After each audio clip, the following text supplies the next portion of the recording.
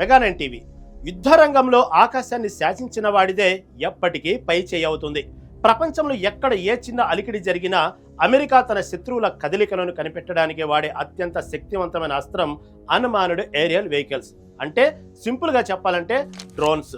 కానీ గల్ఫ్ దేశాల్లో అమెరికాకు చుక్కలు చూపిస్తున్న ఇరాన్ ఇప్పుడు ఈ డ్రోన్ల సామ్రాజ్యానికి చెక్ పెట్టేందుకు సిద్ధమైంది. అమెరికా పంపుతున్న వందల కోట్ల విలువైన నిఘా విమానాలను, డ్రోన్లను రాలిపోయే ఆకుల్లా కిందకు పడేయడానికి ఇరాన్ ఒక సరికొత్త అత్యంత ప్రమాదకరమైన ఎయిర్ డిఫెన్స్ సిస్టమ్ను రంగంలోకి దించింది. నిన్న మొన్నటి వరకు ఇరాన్ దగ్గర సరైన టెక్నాలజీ లేదని చులకనగా చూసిన అమెరికా ఇప్పుడు ఇరాన్ ప్రయోగిస్తున్న ఈ కొత్త ఆయుధ వ్యవస్థను చూసి ఆశ్చర్యపోతుంది. ఇంతకీ ఇరాన్ తయారు చేసిన ఆ కొత్త ఎయిర్ డిఫెన్స్ సిస్టమ్ ఏంటి? అది అమెరికా డ్రోన్లను ఎలా గురి చూసి కొడుతుంది?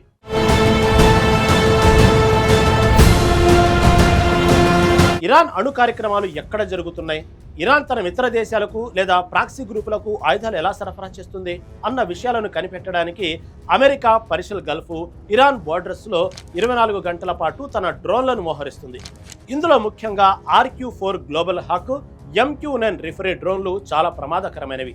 ఇవి వేలాది అడుగుల ఎత్తులో ఉండి రాడార్లకు చిక్కకుండా భూమి మీద జరిగే ప్రతి చిన్న కదలికలను హై రిజల్యూషన్ కెమెరాలతో రికార్డు చేసి వాషింగ్టన్కు పంపుతాయి. ఈ డ్రోన్ల నిఘా వలయాన్ని ఛేదించడం ఇరాన్కు దశాబ్దాలుగా ఒక పెద్ద సవాలుగా మారింది. ఎందుకంటే తమ దేశంపై ఎటువైపు నుండి డ్రోన్ వచ్చి దాడి చేస్తుందో, తమ సీక్రెట్స్ ఎప్పుడు లీక్ అవుతాయో అన్న భయం ఇరాన్ మిలిటరీని ఎప్పుడు వెంటాడుతూనే ఉంటుంది. ఆ భయమే ఇప్పుడు ఒక అత్యాధునిక ఆయుధ సృష్టికి దారితీసింది.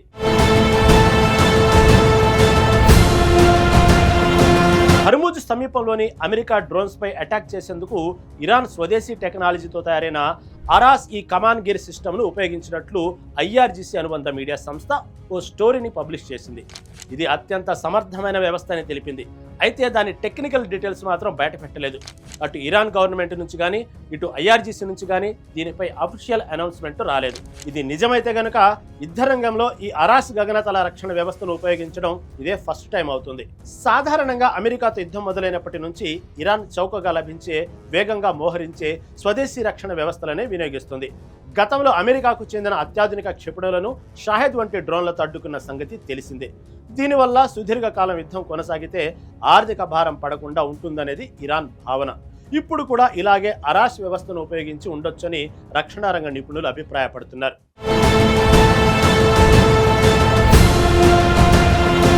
పర్షియన్ పురాణాల ప్రకారం ది ఆర్చర్ అనే ఓ యోధుడు ఉండేవాడట.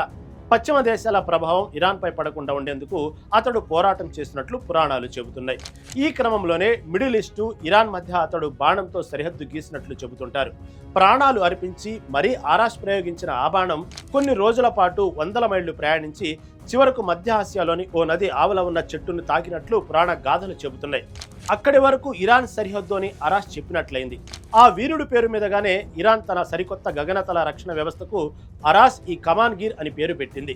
తక్కువ బడ్జెట్లో ఇరాన్ డెవలప్ చేసిన ఈ ఆయుధం ఎయిర్ డిఫెన్స్ వ్యవస్థలో ఒక కీలక ముందడుగని రక్షణ రంగ నిపుణులు చెబుతున్నారు. సాధారణ గగనతల రక్షణ వ్యవస్థల మాదిరిగా ఇది రాడార్లు, లాంచ్ బ్యాటరీలపై ఆధారపడి పనిచేయదు. రాడార్ సైట్లు ఇచ్చే నిర్దిష్ట మార్గదర్శకాలపై డిపెండ్ అవ్వదు. ఎలక్ట్రో ఆప్టికల్ లేదా హీట్ సీకింగ్ గైడెన్స్ వ్యవస్థలను ఇది ఉపయోగించుకుంటుంది. ఇందులోని ఇంటర్సెప్టర్ కొన్ని గంటల పాటు గాల్లో తిరుగుతూ శత్రు డ్రోన్లు, విమానాలను గుర్తిస్తుంది.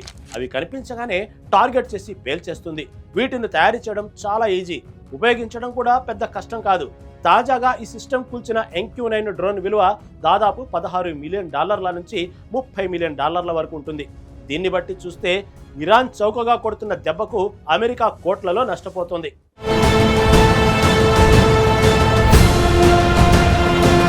ఏది ఏమైనా ఇరాన్ చేతికి వచ్చిన ఈ కొత్త ఆయుధం ఇప్పుడు అమెరికాకు, ముఖ్యంగా ఇజ్రాయెల్కు అతిపెద్ద తలనొప్పిగా మారింది. ఎందుకంటే ఒకవేళ భవిష్యత్తులో ఇరాన్ న్యూక్లియర్ ప్లాంట్లపై దాడి చేయాలనుకుంటే అమెరికా లేదా ఇజ్రాయెల్ ఫైటర్ జెట్లు ఇరాన్ గగనతలంలోకి ప్రవేశించడం అంత సులువు కాదు.